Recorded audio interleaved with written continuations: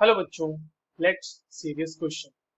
V1 ml of A molar HCl and V2 ml of B molar HCl are mixed to produce M1 HCl. Again, V2 ml of A molar HCl and V1 ml of B molar HCl are mixed to produce M2 HCl. If V1 upon V2 is greater than 1 and V1 upon V2 is equals to A by B and M1 upon M2 is equals to 5 by 4, then the ratio V1 upon V2 is equals to, options are 2 is to 1, 4 is to 1, 1 is to 2 and 3 is to 1. आइए इस question को solve करते हैं बच्चों, और सबसे पहले ये देखते हैं कि इस क्वेश्चन को सॉल्व करने के लिए हमारे पास कौन से की कॉन्सेप्ट की जानकारी होनी चाहिए. देखिए, की कॉन्सेप्ट की अगर हम बात करें तो ये सवाल मोलारिटी ऑफ मिक्सचर का है. ठीक है, मिक्सचर की मोलारिटी कैसे निकालते हैं उसी के लिए हमें सॉल्व करना होगा इस क्वेश्चन को. लेट्स से कि हमारे पास मिक्सचर में दो तरह के सॉल्यूशन मिलाए गए. M1 मोलारिटी का V1 वॉल्यूम लिया गया है और M2 मोलारिटी का V2 वॉल्यूम लिया गया है, और यहाँ से जो मिक्सचर की मोलारिटी होगी वो that will be equals to mixture molarity into V1 plus V2, यानी कि वॉल्यूम ऑफ सॉल्यूशन, क्योंकि अब वॉल्यूम में सॉल्यूशन के वॉल्यूम में दोनों V1 प्लस V2 जो दो अलग अलग सॉल्यूशन है उनके वॉल्यूम मिल चुके हैं. इसी चीज को यूज करना है. अब देखिए, हमारे पास दो केसेस दिए हुए हैं यहाँ पे क्वेश्चन में. केस वन क्या कह रहा है कि हमें ए मोलर HCl मिलाया है हमने और उसका V1 लिया है वॉल्यूम, तो A इंटू V1 प्लस हमने बी मोलर HCl का लिया है V2 ml, और यहाँ से बनाया है जो HCl उसकी मोलारिटी है M1, तो वॉल्यूम तो हो जाएगा V1 into V1 plus V2. ये हो गया पहले केस से हमारे पास मोलारिटी ऑफ मिक्सचर का इक्वेशन. दूसरा केस क्या कह रहा है, उल्टा कर दिया गया इस बार. ए मोलर का V2 वॉल्यूम ले लिया गया है और बी मोलर HCl का V1 वॉल्यूम ले लिया गया है, और यहाँ से जो सॉल्यूशन बना है HCl का उसकी मोलारिटी M2 दे दी गई है, और अगेन वॉल्यूम जो होगा मिक्सचर का बच्चों वो V1 प्लस V2 होगा. ठीक है, यहाँ तक बात समझ में आती है. नाउ हम 1 और 2 को डिवाइड कर देंगे. तो अगर आप 1 और 2 को डिवाइड कीजिएगा, डिवाइडिंग 1 एंड 2, तो डिवाइड करेंगे तो क्या होगा, देखो M1 V1 plus V2 upon M2 V1 plus V2 is equals to A V1 plus B V2 upon A V2 plus B V1. ठीक है, यहाँ V1 plus V2 cancel out हो गया. यहाँ से अब देखिए M1 अपॉन M2 की वैल्यू हमारे पास क्वेश्चन में गिवन है 5/4, so this is 5/4 is equals to A V1 plus B V2 divided by A V2 plus B V1. यहाँ से आगे हम सॉल्व करते हैं. देखिए हमारे पास क्या आ चुका है, हमारे पास आ चुका था 5/4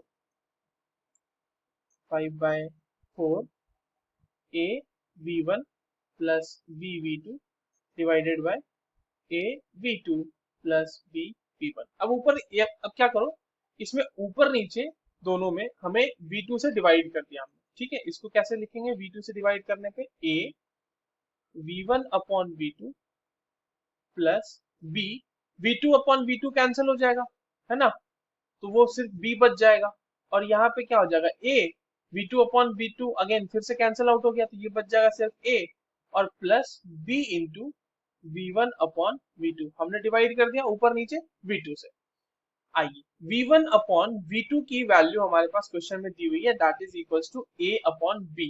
इस वैल्यू को यहाँ पे पुट करते हैं, इस वैल्यू को आप यहाँ पे पुट करो, ये हो जाएगा A into A upon B plus B divided bye A plus B into A upon B. ये B कैंसिल हो जाएगा, और ये क्या आ जाएगा वैल्यू बच्चों, A square B plus B divided by 2A.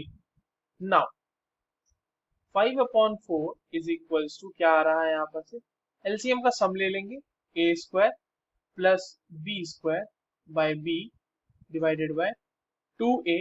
इसे हम लिख सकते हैं A square plus B square divided by 2AB. Cross multiplication करेंगे तो ये आ जाएगा 4a² plus 4b² is equals to 10ab। ठीक है, अब देखिए यहाँ पर से थोड़ा हमें मैथ्स लगाना पड़ेगा, वो कैसे? तो 4a² plus 4b² minus 10ab is equals to 0। हम क्या करेंगे, इस पूरे इक्वेशन को b² से डिवाइड कर देंगे। डिवाइड अगर हम करेंगे b² से तो ये क्या हो जाएगा, 4a² by b² plus 4b² upon b² cancel out हो जाएगा और 10ab अपॉन b², तो b² से b कैंसिल हो गया। आइए इसको और थोड़ा सा सॉल्व कर लेते हैं बच्चों। ये क्या हो जाएगा, 4, अच्छा a² अपॉन b² को हम लिख सकते हैं इस तरह से, a अपॉन b का square plus 4 minus 10 a upon b बच रहा है यहाँ पे। थोड़ा सा इसको और हम लोग सिंपल फॉर्म में लिख लें तो ये आ जाएगा a अपॉन b का square minus 10 a b plus 4 is equals to 0। अब देखिए फैक्टराइजेशन मेथड लगाना है यहाँ पे हमें a और b के वैल्यू को फाइंड आउट करने के लिए। तो फैक्टराइजेशन मेथड लगाते हुए हम क्या करेंगे, उसमें 4 a अपॉन b का square minus 8 a upon b minus 2 a upon b plus 4 is equals to 0।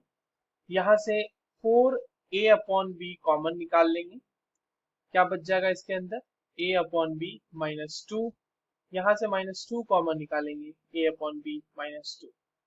ठीक है, अब 4a upon b minus 2 into a upon b minus 2 is equals to 0। अब यहाँ से देखिए बच्चों दो पॉसिबिलिटीज आती हैं, 4a upon b minus 2 is equals to 0 या फिर a upon b minus 2 is equals to 0। Again यहाँ पर से हमें दो पॉसिबिलिटीज मिलती हैं, that a upon b is equals to 2 upon 4 और a upon b is equals to 2 upon 1। अब देखिए दो वैल्यूज है ना, a upon b is equals to 1/2 और a upon b is equals to 2/1। और हमारे पास क्वेश्चन में ये कहा गया है कि v1 upon v2 greater than 1। ठीक है, v1 upon v2 is equals to a by b भी दिया गया है और ये कहा गया है कि ये ग्रेटर देन 1 है। तो ये वैल्यू सेटिस्फाई किसके केस में हो रही है, इसके केस में। ये वाला केस तो 1 से छोटा हो गया ना, तो a बाई b यानी कि a ratio b is equals to 2:1 आएगा। और यही हमसे क्वेश्चन पूछा भी गया है ना, v1 upon v2 that is equals to a upon b। तो a अपॉन b का रेशियो क्या आया, 2:1, that is given in the option number a, that is the correct answer. I hope you understood this well. All the very best.